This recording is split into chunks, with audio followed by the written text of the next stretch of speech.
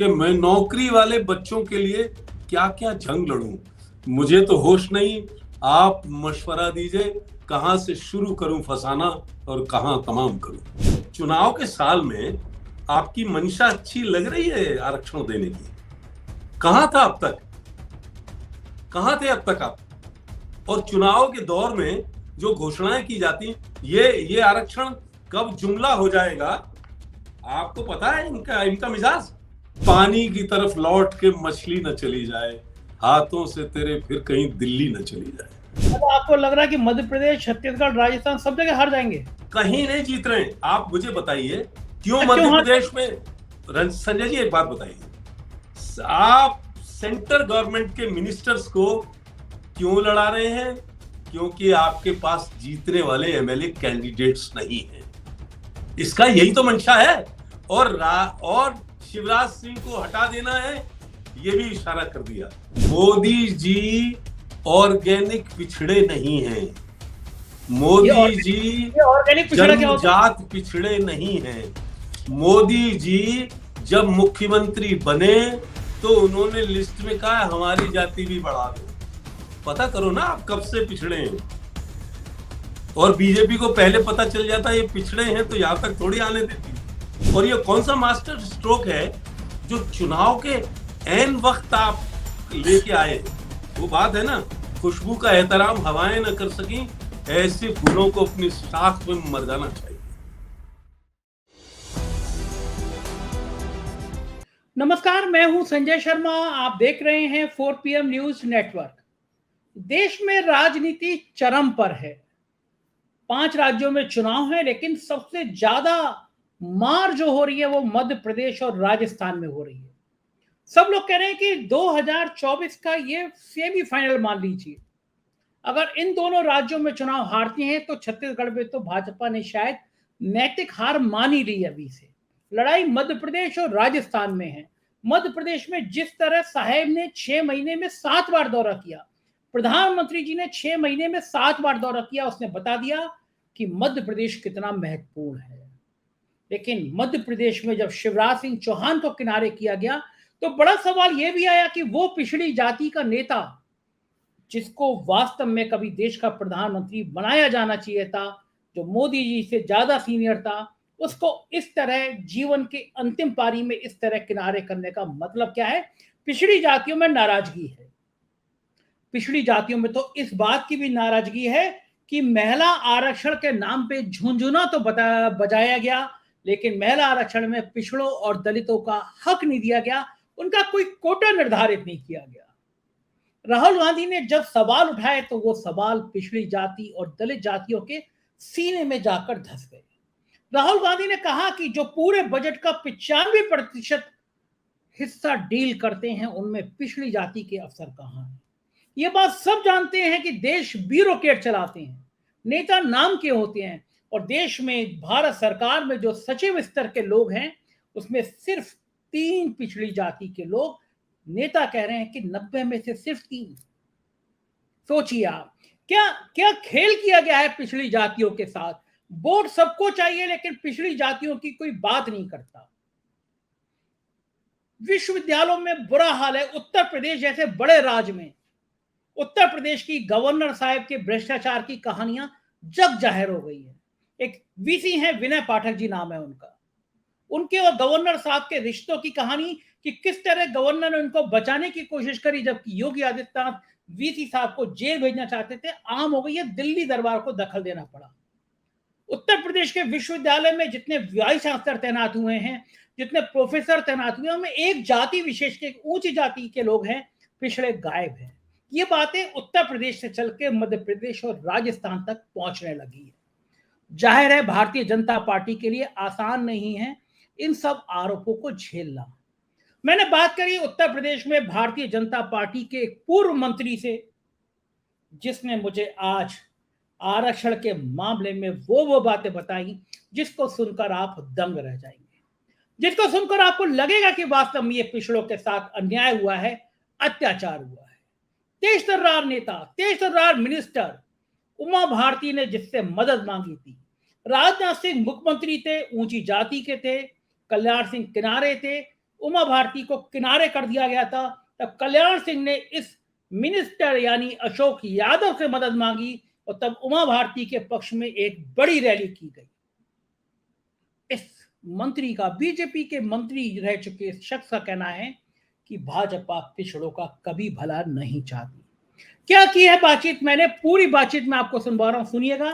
एक रिक्वेस्ट मेरी तरफ से भी, इसके नीचे ज्वाइन बटन है, सब्सक्राइब का बटन है, दबाइएगा, मदद कीजिएगा। और राज्यों के चैनल हमारे 4PM यूपी, बिहार, गुजरात, महाराष्ट्र, कर्नाटक, उन्हें भी सुनिएगा। स्वागत है अशोक यादव जी आपका। और आज हम बात करेंगे आपसे कि देश में, पिछली बार जब आपसे बात कर रहे थे तो वही जाति का मुद्दा सामने आया था और आप कह रहे थे मुझसे कि रोहिणी कमीशन को लेकर एक बवाल हो सकता है, तैयारी हो सकती है। लेकिन इस बीच में महिलाओं के आरक्षण का मामला भी तूल पकड़ गया। और मैं दर्शकों को याद दिला दूं कि जब आप मंत्री थे, मिनिस्टर थे उत्तर प्रदेश सरकार में, राजनाथ सिंह सरकार में, तो आप मंत्री होते हुए अपनी सरकार के खिलाफ चले गए थे, पिछड़ों में अति पिछड़ा के नाम, सुप्रीम कोर्ट चले गए थे, सॉरी सुप्रीम कोर्ट चले गए थे अपनी सरकार के खिलाफ, इसके ले लिया था आपने। इस समय देश में दो बड़े मुद्दे हैं। एक तो महिला आरक्षण में पिछड़ों और दलितों का कोटा नहीं रखा गया है, अलग से इसका मुद्दा है। दूसरा, मध्य प्रदेश में खासतौर से पिछड़ी जाति के शिवराज सिंह चौहान को किनारे लगा दिया गया है। उमा भारती बहुत नाराज है और मुझे याद है कि उमा भारती, एक बार आपने भी सहयोग किया था उमा भारती की नाराजगी, और हमने इकट्ठे होकर रैली करी थी, बहुत बड़ी। तो वो जो ये दो मुद्दे हैं भारतीय जनता पार्टी के लिए इस समय क्या, तो क्या ये बीजेपी के जनमानस में लग रहा है कि बीजेपी पिछड़ों के खिलाफ काम कर रही है मध्य प्रदेश, राजस्थान में? क्या इसका नुकसान हो सकता है? क्या संभावना, क्या चर्चा है? मैं अपनी बात शुरू करता हूं। और सबसे पहले, हम लोग रात को सो के उठते हैं तो सवेरे 4 PM और आगे चला जाता है। मुझे हैरत होती है। और मुझे आज कोई मॉरिशस से फोन कर रहा था कि साहब यहाँ खुलवा दीजिए। अभी उस दिन लंदन से फोन आया। तो सबसे पहले आपको, आपकी टीम को बहुत बहुत मुबारक। जितनी तेजी से आप 4 PM जा रहा है, सबको बहुत खुशी होती है। और हमारे व्यूअर्स निशाना लगा के रखते हैं कि क्या बोला जा रहा है।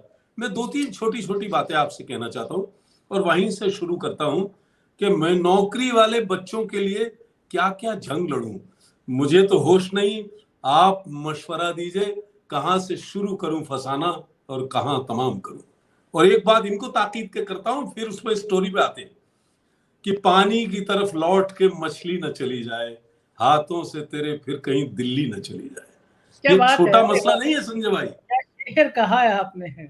फिर से सुनाइए। ये छोटा मसला नहीं है। पहले लाइन को सुनाइए, मछली वाली लाइन सुनाइए, बहुत अच्छी लगी। पानी की तरफ लौट के मछली न चली जाए, पानी की तरफ लौट के मछली न चली जाए, हाथों से तेरे फिर कहीं दिल्ली न चली जाए। क्या बात है, गजब गजब। ये जो सिचुएशन बनाई गई है, ये जब कहते हैं ना मास्टर स्ट्रोक ला रहे हैं, कोई मास्टर स्ट्रोक नहीं है। ये बात 12 सितंबर 1996 को देवगौड़ा जी लाए, समझ रहे हैं आप। मार्च 2010 को मनमोहन सिंह लाए। तो ये कहां से मास्टर स्ट्रोक हो गया, कहां से नया हो गया? जनगणना हो नहीं पाई है और आरक्षण की बात आप करे चले जा रहे हो, कहीं रुक नहीं रहे हो। और ये सेशन जब बुलाया था तो आपको ध्यान हो, आप सब लोग डिस्कशन कर रहे थे। आपने भी कहा कि आपको क्या अंदाजा लगता है भाई साहब कि क्या करेंगे और क्या करा, क्या हुआ? आप अब देख रहे हो कि हुआ क्या। और अगर देखिए, अब बहुत बड़ा समाज हो गया है कि उन्हें भी जिद है अगर यहाँ बिजलियां गिराने की, तो कसम खुदा की हमें भी जिद है यहीं आशियां बनाने की। क्या कर रहे हो आप? जो लड़ाई सुप्रीम कोर्ट में, कॉन्स्टिट्यूशनल बेंच में आपकी, देखिए गलतियां जानबूझ के छोड़ते हैं। मैंने और उमा भारती ने, मुझे शायद याद नहीं पड़ता, उनके साथ भी एक जाति हो रही थी। आप रिकॉर्ड पलटेंगे तो पता चल जाएगा। फिर उसी वक्त आप देखिए कैसे प्रेशर होता है। राजनाथ सिंह चीफ मिनिस्टर थे, उमा भारती और मैं और कल्याण सिंह जी।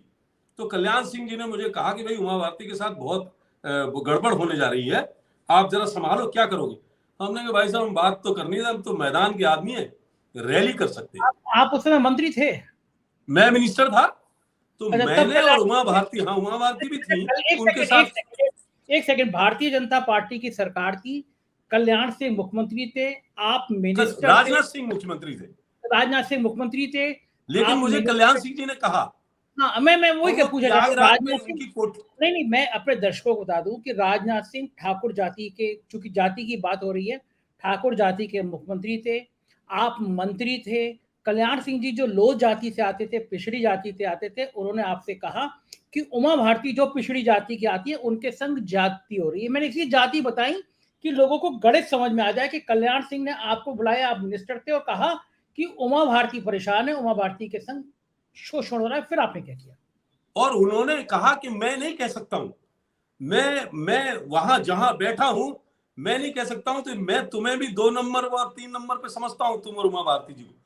हमने राठ में, मैंने आपके ऑफिस को कागज भेजे थे, हमने राठ में रैली करी। और मैं आपको ज्यादा बड़ी बात नहीं करता हूं, उनकी जो समस्या थी वो भी कहना अभी मुनासिब नहीं है, वो छोटी बात हो जाएगी।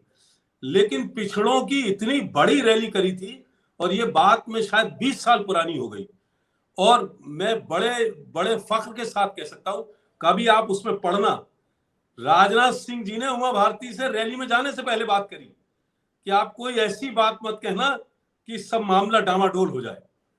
तो उन्होंने कहा अशोक यादव से बात करिए, बोले भाई वो बात करते नहीं है इस मामले में। तो मैं आपसे एक अर्ज करना चाहता हूं, और उसके बाद जो सबको उमा भारती जी को बोर्ड में बैठाला गया, सब कुछ कहा गया, उसमें मैं नहीं गया था। और जो समस्या आने वाली थी, पिछड़ों की समस्या, ये कागजों पे दिखाते हैं, वो करते नहीं है बात। अगर ऐसी बात थी तो हमें रैली क्यों करनी पड़ी? और छोटी मोटी रैली नहीं हुई थी, पिछड़ों की बहुत बड़ी रैली हुई थी। इसलिए मैं आपसे 2-3 बातें कहना चाहता हूं कि अब ये जो करने जा रहे हैं, देखिए, जब कोई मास्टर स्ट्रोक नहीं था, ये लग रहा था कि बस जाने क्या क्या हो जाएगा, और जो बात निकली, मैं 2 छोटी छोटी बातें कहना चाहता हूं, अगर आप मुझे इजाजत दें। हम अटल जी हमारे यहाँ आ रहे थे, 1996 की बात है, और रैली हो रही थी बहुत बड़ी, मुलायम सिंह जी के खिलाफ मैं लड़ रहा था, और अटल जी, बहुत पूरी इंडिया की बीजेपी आई थी शिकाबाद में, रामलीला मैदान में। तो हमारे जाट लोग थे कुछ हमारे जिले में, उन्होंने कहा कि भाई, मैंने कहा कि राम स्वरूप सिंह जी है ये, इनको हमने रैली का चार्ज दे दिया है, जो चंदा फंदा इकट्ठा हो इन्हें देते रहना। तो एक बुजुर्ग थे, उन्होंने कि लाला एक बात सुन ले, यो राम स्वरूप आदमी तो ईमानदार है, लेकिन जागो कोई बाल बच्चों ना है, जागी कोई आस औलाद ना है, और जी इतनी बड़ी रकम लेके कहूं चलोगे तो जागो तो कोई पतो ना, जा ढूंढेंगे कहां। मेरी बात इशारतन अगर आप समझ रहे हो तो बात मैं कह चुका हूं। और दूसरी बात यह है कि आप गांव में बात करते हो, सामान बाजार से लेने जाते हो, और कोई भी सामान खरीदते हो, तो वो कहता कि लला हम पे चेक है आगे को, तो 10 साल का चेक दोगे पिछड़ों को? 10 साल तो कागज पे लिखा है, और ये 34 में आएगा आरक्षण। आप पोस्ट डेटेड चेक देके पूरे पहले वोट बनाना चाहते हो, पहले चुनाव करना चाहते हो। जाति जनगणना 2026 के पहले हो नहीं सकती, ये भी आपने कर दिया। यानी जो असली असली काम था वो तो रोक दिया, और 334 से 128 संशोधन जनगणना के बाद, तो अभी अभी जब तक जनगणना नहीं होती कोई काम नहीं हो सकता। देखिए, आपको याद हो संजय जी, सामाजिक न्याय समिति जब लागू हुई लखनऊ में 380 करोड़ रुपए खर्च करने के बाद, तो इन्होंने इतनी खाली जगह छोड़ दी थी, उसमें छेद छोड़ दिए थे, और राजनाथ सिंह चिल्लाने लगे, जैसे लाल किले पर चढ़ के चिल्लाने लगे, है कोई माई का लाल, है कोई माई का लाल। इसका मतलब क्या था? आपने जानबूझ के कमियां छोड़ी और आप चेतावनी देने लगे। ये जो कहा है ना, पिछड़ा वर्ग क्यों छोड़ दिया आपने, महिलाओं वाला पिछड़ा वर्ग को क्यों नहीं दिया, ये वही छेद छोड़ रहे हैं जो राजनाथ सिंह जी ने अपने जमाने में छोड़े थे, ताकि कोई कोर्ट जाए और काम खत्म हो जाए। और लास्ट एक बात बताइए, चुनाव के साल में आपकी मंशा अच्छी लग रही है आरक्षण देने की? कहां था अब तक, कहां थे अब तक आप? और चुनाव के दौर में जो घोषणाएं की जाती, ये आरक्षण कब जुमला हो जाएगा आपको पता है? इनका मिजाज, कभी जुमला कर सकते हैं, बाद में कह देंगे ये तो जुमला था, और 10 साल 36-34 में जाके, और उसका अभी प्राइम मिनिस्टर गए मध्य प्रदेश, कहा हमने आरक्षण, कहा भाई आरक्षण आज चाहिए, आप 15-20 साल वाली बात कर रहे हैं। आज बताओ ना क्या किया है आपने। और आप सारे लोगों को सबकी समझ में आ गया है ना। 10 साल के बाद जो चीज होगी और पता नहीं हुई कि नहीं हुई, उस पर आपका क्या बस है। और हमको आप रोके रहिए, चलिए पिछड़े वर्गों को आप मत दीजिए, लेकिन वो जानबूझ के ये ऐसे काम किए जाते हैं कि ताकि कोई कोर्ट चला जाए और रुक जाए, फिर हम वो कहें राजनाथ सिंह की तरह कि भाई हमने तो दिया था, हमने तो 400 करोड़ रुपए खर्च किए थे, हमने तो हजारों करोड़ रुपया खर्च किया था। क्या करें, वो लोग कोर्ट चले गए। इसका कोई क्लियर कट इनके पास कुछ नहीं है। 2026 में सीट्स का एडजस्टमेंट होना है, तो जब सीट का एडजस्टमेंट होना है कॉन्स्टिट्यूशनली, उसमें इन्होंने अपने अभी उसका नियम बना दिया है, तो साहब कैसे हो जाएगा। वो तो 34-36 में आएगी, और जो बात 10-15 साल बाद होगी, अभी कल की कही हुई बात तो पूरी नहीं कर पा रहे हैं आप। और 15 साल बाद पिछड़ा वर्ग यानी 60% जनता, और अगर सब मिला लो उनको, आप ये पोस्ट डेटेड चेक देख के उनसे सामान उठाना चाहते हो। पोस्ट डेटेड चेक देके 10 साल का और वो 15 साल का हो जाएगा, तो मतलब आप ही की सरकार रहेगी, आप ही रहेंगे, उससे पहले कोई परिवर्तन नहीं आएगा। और मैं एक बड़ी बहुत ईमानदारी से और बेबाकी से एक बात कहना चाहता हूं कि आपने लाल किले पर यह कह दिया कि अगली बार फिर हम आएंगे बिना वोट लिए जनता का। आप मुझे बताओ संजय भाई, क्या ये बात कॉन्स्टिट्यूशनली सही है। चुनाव हुआ नहीं और आपने लाल किले पे कह दिया अगली बार भी हम, उसके बाद भी हम। तो ये क्या अपमान नहीं है इलेक्शन का? क्या डेमोक्रेसी का अपमान नहीं है? अशोक जी, उन्हें यकीन होगा कि जनता में इतना पसंद करती है, पिछड़ी जाति दलित जातियां उनके साथ हैं, तो जीत ही जाएंगे। इसको कॉन्फिडेंस है, उन्हें पता है कि वो पिछड़ी जाति दलित जाति। संजय जी, कौन सा चुनाव जीते हैं? कर्नाटक में तो हनुमान जी को भी पार्टी में शामिल करने की कोशिश करी, हनुमान जी ने मना कर दिया, नहीं भैया। गुजरात जीते, यूपी जीते, उत्तराखंड जीते। गुजरात की बात छोड़ दीजिए, वो गुजरात की बात छोड़ दीजिए, यूपी में भी बहुत से सर्कमस्टेंसेस थे, कर्नाटक क्यों नहीं जीते? अभी ये जो 3 विधानसभाएं हो रही हैं, उसमें क्या आपको क्या फीडबैक है? मुझे तो फीडबैक है कहीं नहीं जीत रहे, कहीं नहीं चुनाव जीत रहे। आपको लग रहा है कि मध्य प्रदेश, छत्तीसगढ़, राजस्थान सब जगह हार जाएंगे? कहीं नहीं जीत रहे। आप मुझे बताइए क्यों मध्य प्रदेश में। संजय जी एक बात बताइए, आप सेंटर गवर्नमेंट के मिनिस्टर्स को क्यों लड़ा रहे हैं? क्योंकि आपके पास जीतने वाले एमएलए कैंडिडेट्स नहीं है, इसका यही तो मंशा है। और शिवराज सिंह को हटा देना है, ये भी इशारा कर दिया। पिछड़े वर्ग के मिनिस्टर्स लड़ा दिए।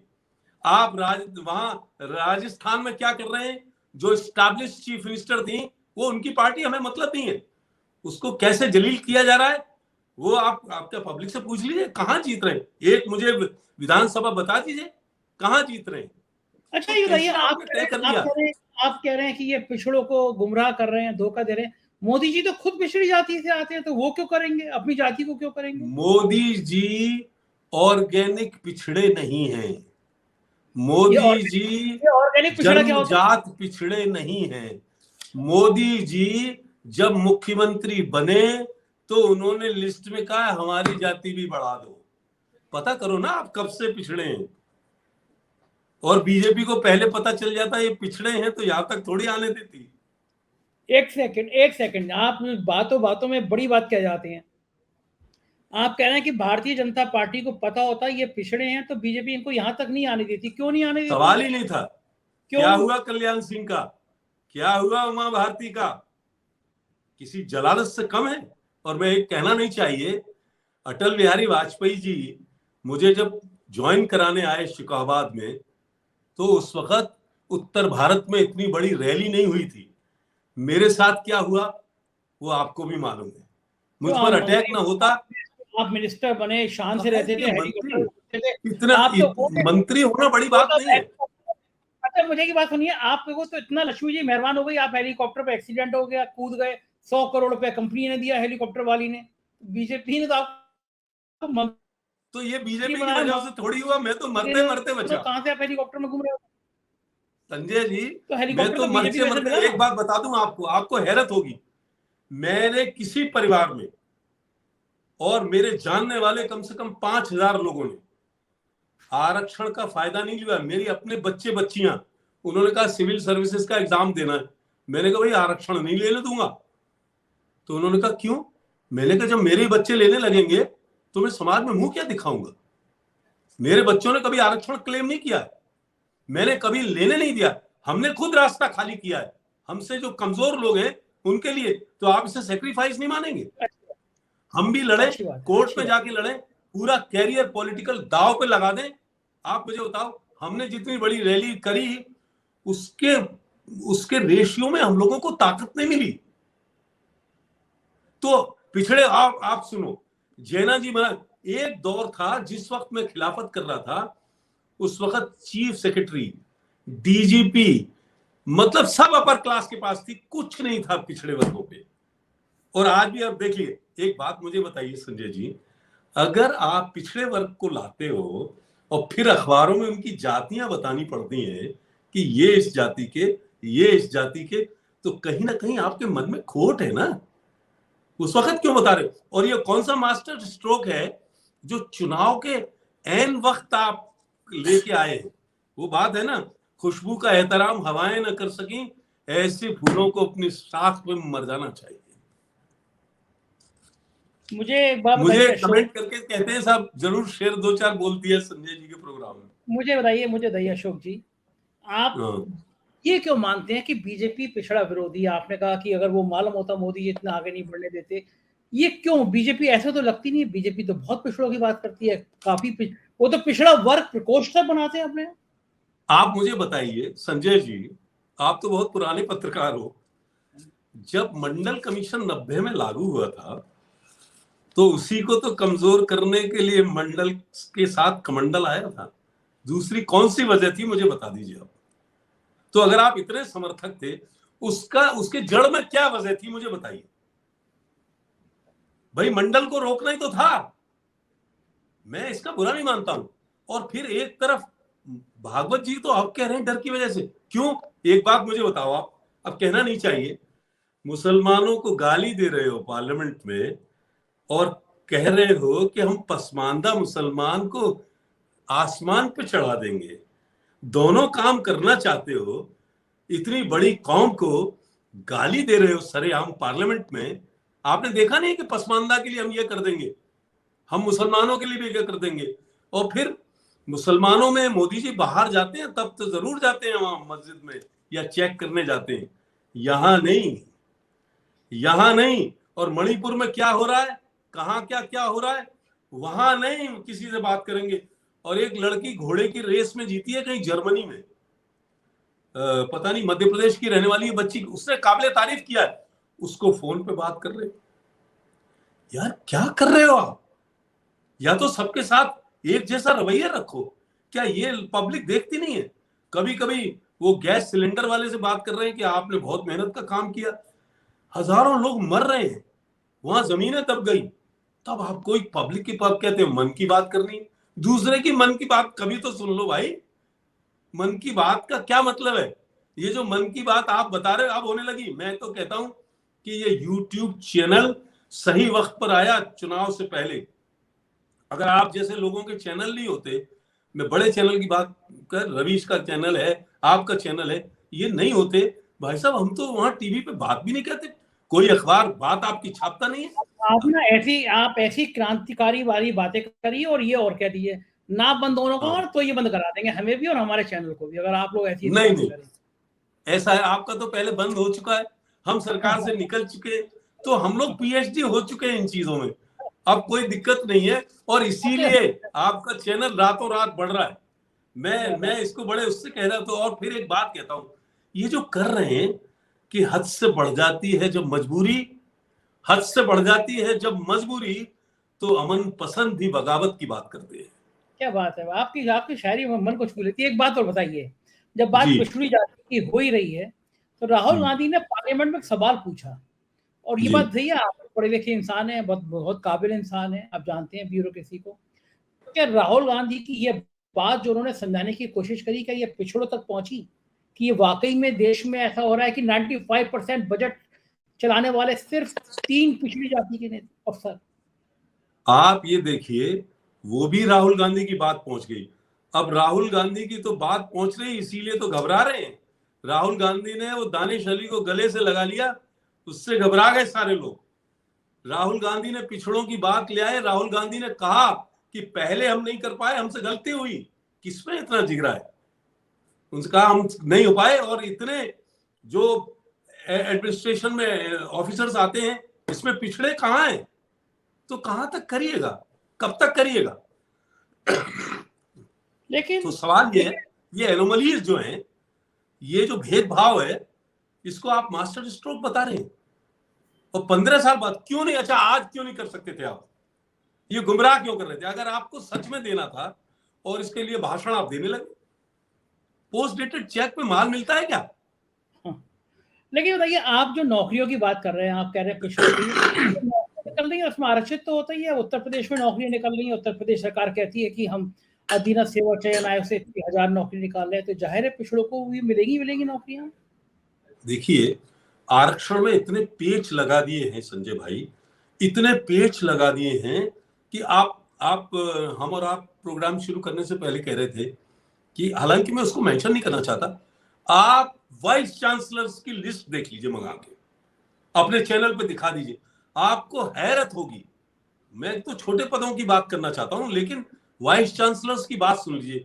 आप मुझे पूरे हिंदुस्तान में 5 ओबीसी दिखा दीजिए, 5 दलित दिखा दीजिए, 1 मुसलमान दिखा दीजिए, करो ना आप चेक। हम लोगों ने पूरी जिंदगी दांव पे लगा दी। मुसलमान है तो आरिफ मोहम्मद खान है ना गवर्नर आरिफ मोहम्मद खान नए मुसलमान हुए हैं, नए मुसलमान। ये बात सही है। आप जो उत्तर प्रदेश में वाइस चांसलर की बात कह रहे हैं, मैं पहली बार देख रहा हूँ उत्तर प्रदेश की गवर्नर को इतना ज्यादा विवादों में घिरते हुए। हमारे एक यूनिवर्सिटी में वाइस चांसलर थे, विनय पाठक नाम था उनका, आजकल कानपुर में तैनात हैं। और योगी आदित्यनाथ जी बहुत चिढ़ते थे। बड़ा मजेदार किस्सा बताता हूँ आपको, क्योंकि उनके कारनामे बहुत सामने आ रहे थे। तो योगी आदित्यनाथ जी ने जब एक शिकायत आई तो उस पर FIR हो गई उनके खिलाफ। FIR हो गई तो STF तैनात कर दिया। STF के जो ADG हैं वो योगी जी के बड़े करीबी। मामला गवर्नर गवर्नर के बड़े करीबी थे VC साहब। तो पहुंचा दिल्ली दरबार, अमित शाह जी का प्राइम मिनिस्टर के, गवर्नर बुलाए गए, CM बुलाए गए, और CBI को दे दिया कि मामला रफा दफा करो, जिसने शिकायत करी इसको बंद करो। गवर्नर इतना ज्यादा इन सब खेल में विवादों में आ गई। उसके बाद उत्तर प्रदेश की गवर्नर ने जो वाइस चांसलर तैनात किए, प्रोफेसर तैनात किए, एक को महाराष्ट्र की पुलिस पकड़ के ले गई। और जो है उनकी काफी आया था अखबारों में। लिस्ट मैं संजय जी एक छोटी सी बात कह रहा हूं, संजय जी, अगर ये पूरी बीजेपी को, मोदी जी को बहुत महिलाओं की याद आ गई है, तो प्राइम मिनिस्टर का कैंडिडेट बना दो महिला को, सारे आरक्षण पूरे हम साथ देंगे। अच्छा हाँ, इसी बात, अच्छा बात तो बनाओ, किसी महिला को प्राइम मिनिस्टर का कैंडिडेट अनाउंस कर दो, पिछड़ी को, सारे झगड़े बंद, कोई कोर्ट में नहीं जाएगा, हम हाथ जोड़ के आपको समर्थन दे देंगे। हाँ, बात बताओ मेरी बात गलत है क्या? बात आपने जो उससे पहले कही थी, जो यूनिवर्सिटी वाली बात आई थी, वो बात अधूरी रह गई। ये आरोप तो लगता है कि यूनिवर्सिटी में उत्तर प्रदेश में जितने प्रोफेसरों के पद नियुक्त किए गए, वो ऊंची जाति, एक जाति विशेष को किए गए, पिछड़ी जाति का एक भी व्यक्ति नहीं रखा गया, ऐसे आरोप है। और मैं भी जब डिबेट शुरू कर रहा था तो मुझे एक मित्र ने मेरे ये लिस्ट भेजी और कहा कि ये जो जजों वाली लिस्ट है, ये चूंकि मैं दिखा कि नहीं है, हाँ, मैं इसके लिए कि पुष्टि नहीं है अभी, तो मैं इसकी पुष्टि नहीं कर रहा, लेकिन जब ये वायरल हो रही है लिस्ट, और इसमें कहा जा रहा है कि पिछड़ी जाति के लोग नहीं है, सब शुक्ला, पांडे, राय, शुक्ला, कौशिक, भारद्वाज। अब ये देखो जो जुडिशियल सर्विसेज का हाल है, मैं ये नहीं कह रहा कि क्लेम कि ये सही है, मैं ये कह रहा हूँ कि सरकार गड़बड़ है ना। मैं ये कह रहा हूँ कि सरकार को जब ये लिस्ट वायरल हो रही है तो ओरिजिनल लिस्ट जारी कर देनी चाहिए, जिससे लोगों का भ्रम खत्म हो जाए। सरकार को बता देना चाहिए कि भैया अगर ये जो सिविल सर्विसेज PCSJ का परिणाम है, उसमें इस जाति, चूंकि सब अब कुछ जाति पर टिकी गया है, उसमें बता देना चाहिए कि भाई पिछड़ी जाति की और दलित जातियों का कोटा है, उनके इतने जज आए हैं। और ये रही लिस्ट पाने से और भ्रम बढ़ता है और आशंकाएं बढ़ती हैं, फर्जी चीजें वायरल होती हैं। सरकार को अपना पक्ष जारी करना चाहिए। बात ठीक है ना? एक बात बताइए संजय भाई, बेसिक चीज क्या है? बेसिक चीज है जाति जनगणना। कैसे तय करोगे आप आरक्षण को? उसको आप कराना नहीं चाहते, उसको आप कराना नहीं चाहते। उसके लिए अब आप 2026 तक आपने बैन कर दिया उसको, पूरा जितनी जाति गणना। तो आपका इंटेंशन क्या है? ये वही इंटेंशन है संजय भाई। हाँ, जो राजनाथ सिंह ने कहा था कि है कोई माई का लाल, तो ये वही कह रहे हैं इशारों में, है कोई माई का लाल। अच्छा, तो ये लंबी बात होगी, आखिरी बात, उमा भारती फिर नाराज है। एक बार आपने मदद करी थी, पिछड़ी जाति के नाम पे आप उनके संग खड़े हुए थे, बहुत नाराज है, उनके संग बड़ा अत्याचार हो रहा है। अब पिछड़ी जाति क्या उमा भारती के साथ खड़ी होगी? देखिए, उमा भारती कल मेरे को कहें, मैं 15 दिन में इतनी बड़ी रैली हम लोग कर सकते हैं कि पूरा हिंदुस्तान हिल जाएगा। उनके साथ जाति हुई है, कल्याण सिंह के साथ दूसरी जातियां हुई थी, और पिछड़े वर्गों के साथ अभी कहा जा रहा है जातियां होती हैं। ऐसे ऐसे आपको बहुत एग्जाम्पल से, वो अच्छी बात नहीं है। आपको अपने पुराने साथी उमा भारती की याद नहीं आ रही कि जाइए और उनका समर्थन करिए? आप भी मैं कह रहा हूं उनको, मैं आपका तो आपके पता नहीं कितने लाखों लोग देखते हैं, इस पर मैसेज जा रहा है, उमा भारती जी 15 दिन का नोटिस दें।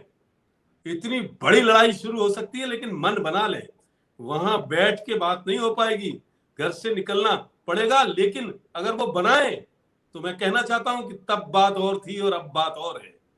अब लड़ाई जंग में आ जाएगी, मैदान में आ जाएगी। शुक्रिया अशोक जी, आपने इतना समय दिया और बहुत सारी विस्तार से बातचीत। बहुत बहुत बहुत बहुत आपको बहुत दोबारा से कॉन्ग्रेचुलेशन। रात में हम उठे और फिर आपके सब्सक्राइबर बढ़ जाए। बहुत बहुत शुक्रिया। सुना आपने, ये थे अशोक यादव जी, और उन्होंने आज खुल के भारतीय जनता पार्टी की पिछड़ों की राजनीति का चित्रण कर दिया, एक एक चीज आपके सामने ला दी, दिखा दिया कि भारतीय जनता पार्टी पिछड़ों और दलितों के नाम पर कितना गंभीर है, कितना चिंतन करती है। जाहिर है पिछड़ों और दलितों के मन में एक संदेश हुआ है, क्या भारतीय जनता पार्टी ऊंची जातियों की पोषक बन के रह गई है? क्या पिछड़ों और दलितों के वोट सिर्फ पार्टी के लिए हैं, सिर्फ उनका इस्तेमाल पार्टी के वोटों के लिए है? और जब हक की बात आएगी तो ऊंची जाति के लोग बैठ जाएंगे। लेकिन अब ये मुद्दे जग जाहिर हो गए हैं, पिछड़े और दलित अपना हक मांगने लगे हैं, अपने अधिकार की बात मांगने लगे हैं, और तभी राजस्थान और मध्य प्रदेश में साहेब के और भाजपा के तोते उड़े हुए। कैसे लगा वीडियो? आप अपनी राय से जरूर अवगत कराइएगा। आपकी राय का, आपके कमेंट का इंतजार रहेगा। बहुत बहुत शुक्रिया, थैंक यू।